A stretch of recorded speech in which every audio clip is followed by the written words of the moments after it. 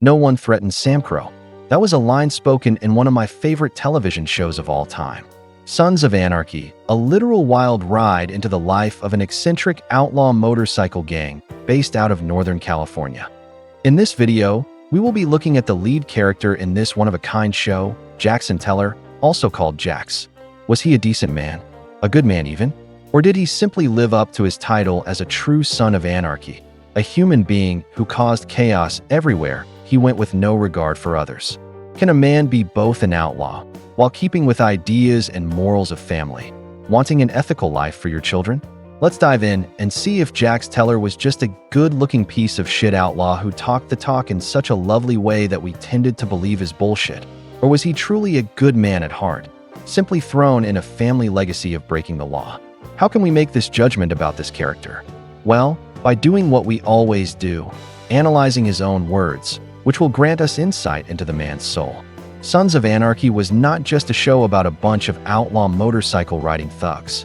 It was a show about men who lived on the fringes of society, but who had to be part of the world enough to follow its laws, lest their families pay the price for their actions. This always seems to be the crux of any outlaw life, whether it be the mafia, street gangs, or 1% organizations. How do I live for my family without harming them through my nefarious deeds and actions? This is what Jax Teller lived with, and what he ended up dying for. Even though these are fictional characters in a show where many years has passed, it represents men in the real world who choose to live their lives by their own code. That which is supposed to represent brotherhood, and of course the love of Harley-Davidson motorcycles, but mostly representing that call of the wild, that freedom you get when you can just get on your bike and ride with the wind in your hair, giving the finger to anyone who says you can't. Let's get into a little backstory first, because it is not fair to judge a man's present behavior without looking at his past circumstances. Jax Teller grew up in this life. I guess you could say he was a prince of the MC world. He was the son of the Redwood original John Teller, one of the founding 9 in the Sons. We cannot talk about Jax without talking about his mother Gemma Teller Morrow. This was a woman who loved her family, but did not have the best self-control, especially when it came to protecting her family. Let's just say she would do anything. She was manipulative, violent, and downright unhinged throughout the series, unraveling before our eyes. Jackson also had a stepfather in the character of Clay Morrow, his father's so-called best friend, but we see that for the love of a woman, men will do almost anything. According to John Teller's manifesto, Clay and Gemma conspired to have him killed. Obviously, so they could be together, but also because John was having harsh doubts about the direction of the club and wanted to take it into a more legitimate direction, something Jax also sought to do, and failed. Now that we have a little backstory, we can examine the words of Teller and see if he was just a product of his environment, or he was a good man caught in a web that spun out of control. His quotes are most telling because they are all about that thin line between his two families. What is best for his blood family, and what is best for his club brothers and their interests. Strength comes from the good things, your family, your friends, the satisfaction of hard work. Those are the things that will keep you whole. Those are the things to hold on to when you're broken. This quote highlights his belief that family is the true source of strength, contrasting it with the anger and sadness caused by the outlaw life. We can see that Jax truly believes that everything good in life comes from everything but what the club does. It is a true contradiction of personality and goal mindset here. He is so torn between knowing what is right and moral in life, and what he has to do to provide for that family in life, to keep that good part supported. So in order to keep his family and friends whole, he must dive into the animal side and do things he loathes himself for at the end of the day. It seems most men in this type of life feel this way.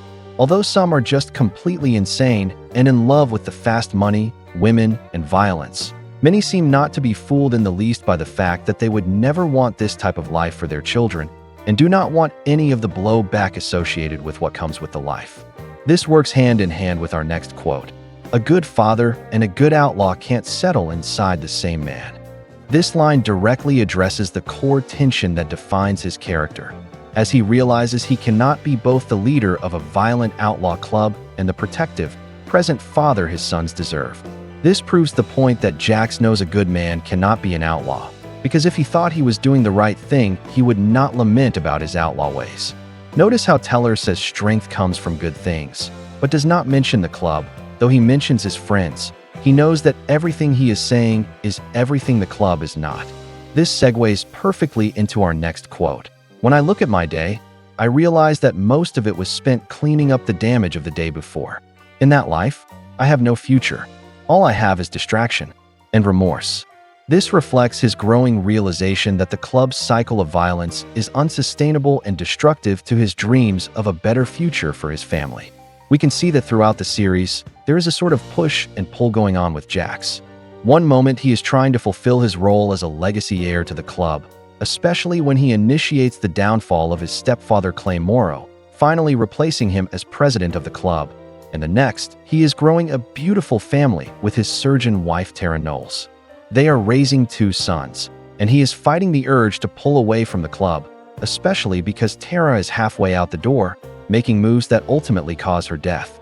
His mother Gemma is a true old lady if ever there was one. She is loyal to the club and what it stands for, but more importantly, does not want to see her family broken up and her grandbabies leave her, and she literally does anything and everything to prevent this.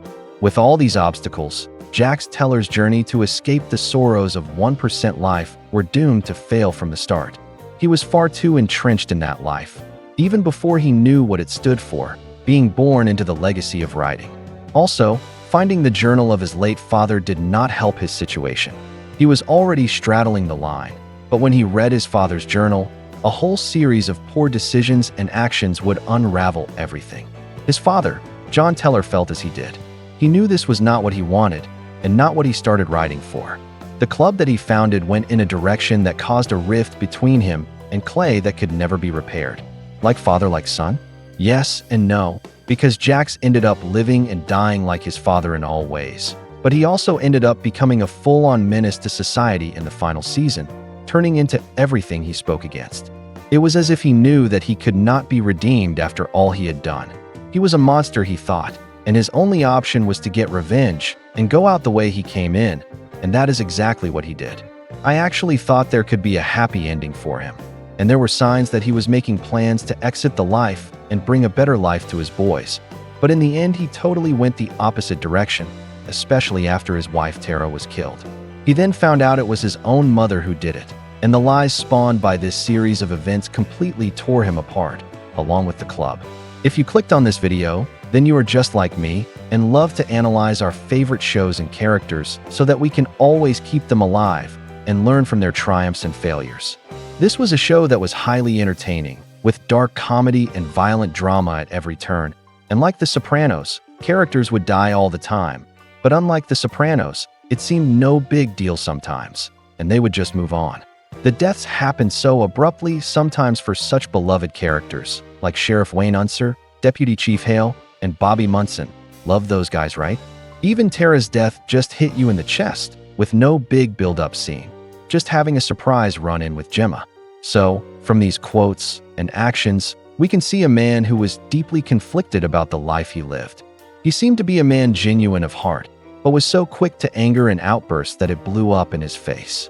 He was highly intelligent and was suited for the life he lived, but I believe once a man goes from being a bachelor to having a family to care for, then it is nearly impossible to live this sort of outlaw life. Why? Because every father wants better for their children, no matter who they are, and obviously what is best for their kids is not committing murders and atrocities on the daily, being in the line of fire as part of a retaliatory event. So what is the verdict? Good man? Psychotic? Bit of both? Well, in my opinion, he is simply exhibiting what human beings do best, being a total mixed bag, shades of gray, with a complete myriad of emotions and actions that contradict. I believe it comes down to how you want to earn your living, right? Because in the end, this enterprise exists to make money, and we all know money is the root of all evil. If it were not about money, then you would just be a group of guys who love Harleys and meets a few times a week to ride and drink beers at the clubhouse, not run guns, women, and drugs. This is usually the crux for most gangsters. They cannot just go work a 9-to-5 job in an office. So it is either be a good example for their children and be a broke square maybe, or be the cool outlaw with pockets full of cash, but having to watch your back every day. It was this that broke Jax Teller, because I believe if he had half a chance, and was not born to a mother like Gemma and a stepfather like Clay, He would have been a decent man, with a big heart and the smarts to make his way in the world without having to use a gun. I do have to say, though, he was a bit of a dreamer and a talker, spouting wonderful words about family and hard work, while all the while doing the exact opposite with his actions. We see a complete wanting of morality in life with his words, but then the next day we see him commit murder without batting an eye. So this is an example of living what you preach to your boys, but not to your family. I am not judging him at all, because we are all so conflicted in our lives about how we want to live and how we want to earn a living. I love the lore behind the outlaw biker gangs, the idea of coming home from wars like Vietnam, not liking how the government was treating you. So you and your brothers turned to your own way of life to support yourselves, while getting to ride a hardcore engine with wheels every day. What a great adventure. But when you live by the bike, it seems you die by it, or go to prison, because like any other criminal enterprise, time and success are not on your side in the long term. But what a ride though, right?